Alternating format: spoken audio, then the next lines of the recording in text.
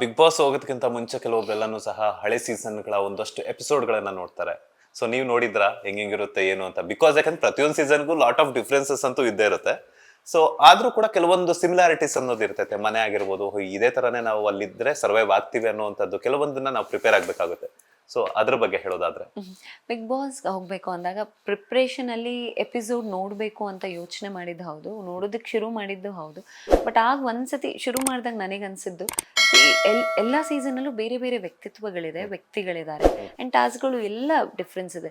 ಈ ರೀತಿ ಪ್ರಿಪೇರ್ ಆಗಿ ಹೋಗೋದ್ರಲ್ಲಿ ಅರ್ಥನೇ ಇಲ್ಲ ಅನ್ನೋದು ಅಲ್ಲೆಲ್ಲೋ ಮಧ್ಯೆ ಗೊತ್ತಾಗಿದ್ದು. ಈ ಹಿಂದೆ ಸುಮ್ಮನೆ ವ್ಯೂವರ್ ಆಗಿ ನಾನು ಎಪಿಸೋಡ್ ನೋಡಿದ್ದಿದೆ, ಬಟ್ ಪ್ರಿಪ್ರೇಷನ್ಗಾಗಿ ನೋಡಿದಾಗ ಅದು ವರ್ಕ್ ಆಗ್ತಿತ್ತು ಅಂತ ನಂಗೆ ಅನ್ನಿಸ್ಲಿಲ್ಲ.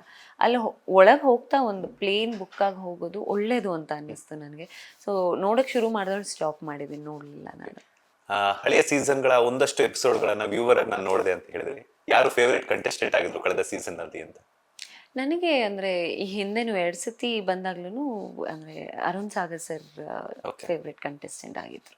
ಸೊ ಅದ್ ಬಿಟ್ಟು ಬೇರೆ ಎಪಿಸೋಡ್ಸ್ ಯಾರು ನೋಡಿ? ಇಲ್ಲ, ನೋಡಿದೀನಿ, ಎಲ್ಲರೂ ಚೆನ್ನಾಗಿ ಆಡ್ತಿದ್ರು. ಅದ್ರಲ್ಲಿ ಅಂದ್ರೆ ಟೋಟಲ್ 10 ಸೀಸನ್ಗಳಲ್ಲಿ ನಿಮ್ಗೆ ಅರುಣ್ ಸಾಗರ್ ಸರ್ ಅಂದ್ರೆ ತುಂಬಾ ಇಷ್ಟ?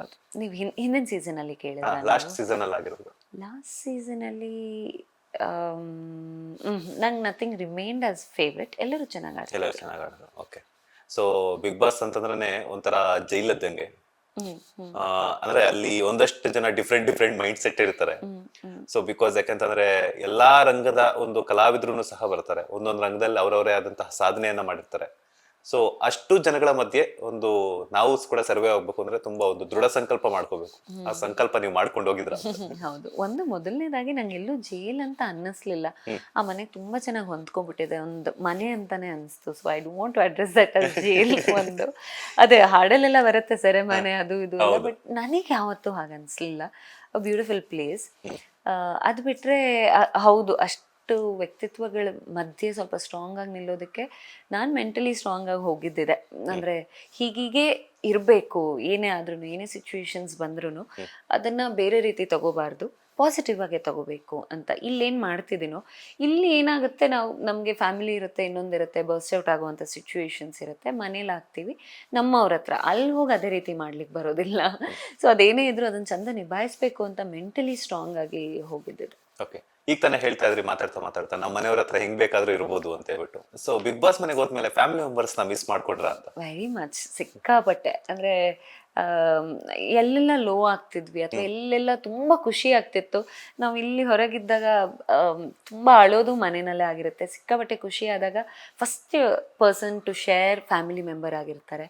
ಸೊ ಅದನ್ನೆಲ್ಲ ಅಲ್ಲಿ ತುಂಬಾ ಮಿಸ್ ಮಾಡ್ಕೋತಾ ಇದ್ದೆ ನಾನು. ಫುಡ್ ವಿಚಾರ ಬಂದಾಗ ಎಲ್ಲ ಬಹಳಷ್ಟು ಸತಿ ಮಿಸ್ ಮಾಡ್ಕೋತಾ ಇದ್ದೆ. ಫುಡ್ ವಿಚಾರ ಅಂತ ಬಂದಾಗ ಮನೆಯಲ್ಲಿ ಏನಾದ್ರು ಇಷ್ಟಪಟ್ಟು ತಿನ್ಕೋಬಹುದಿತ್ತು, ಇಲ್ಲ ಅಂತಂದ್ರೆ ಅಮ್ಮ ಮಾಡ್ಕೊಡ್ತಿದ್ರು. ಸೊ ಇಲ್ಲ ಅಂದ್ರೆ ನಿಮ್ ಹಸ್ಬೆಂಡ್ ಮಾಡ್ಕೊಡ್ತಿದ್ರು. ಮಾಡ್ತಾರ ಹಸ್ಬೆಂಡ್? ತುಂಬಾ ಕಡಿಮೆ, ಇಲ್ಲ ಕಡಿಮೆ ಮಾಡ್ತಾರೆ. ಕಾಫಿ ಇದೆಲ್ಲ ಮಾಡ್ತಾರೆ. ಕಾಫಿ ಆಮೇಲೆ ಮಾತಾಡುವ ಇದನ್ನ. ಓಕೆ. ಸೊ ಈ ತರ ಬಂದಾಗ ಸೊ ಯಾವ ಒಂದು ಅಮ್ಮ ಮಾಡಿದ್ದಂತ ಯಾವ ಒಂದು ಅಡಿಗೆನ ಮಿಸ್ ಮಾಡ್ಕೊಂಡ್ರಿ ಅಂತ? ಅಮ್ಮ ಮಾಡಿದ್ದಂತನ ಹಂಗೇನು ಇಲ್ಲ. ಅಮ್ಮ ಅಂದ್ರೆ ಮನೆ ಅಡಿಗೆನೆ ಎಲ್ಲವೂ ಮಿಸ್ ಮಾಡ್ಕೋತಾ ಇದ್ದೆ. ರುಚಿ ಬೇರೆ ಇರುತ್ತಲ್ಲ, ಬಿಕಾಸ್ ನಾವು ಅಮ್ಮ ಮಾಡೋ ರುಚಿ ಬೇರೆ ಇರ್ತೈತೆ. ಅಲ್ಲಿ ಕಂಟೆಸ್ಟೆಂಟ್ ಕೆಲವ್ರಿಗೆ ಅಡಿಗೆ ಮಾಡುವಂತದ್ದು ವಿಧಾನ ಗೊತ್ತಿರುತ್ತೆ, ಕೆಲವ್ರಿಗೆ ಗೊತ್ತಿರಲ್ಲ. ಅದ್ ನಾವೇನೋ ಮಾಡಕ್ ಹೋದ್ರೆ ಇನ್ನೇನೋ ಆಗಿಡುತ್ತೆ.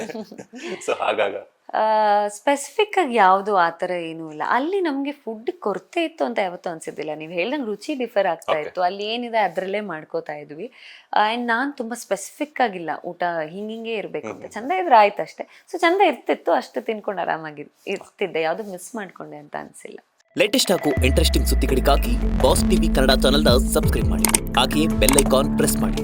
ಇದರ ಜೊತೆಗೆ ಫೇಸ್ಬುಕ್, ಇನ್ಸ್ಟಾಗ್ರಾಮ್, ಎಕ್ಸ್ ನಲ್ಲೂ ಮಿಸ್ ಮಾಡದೆ ಫಾಲೋ ಮಾಡಿ.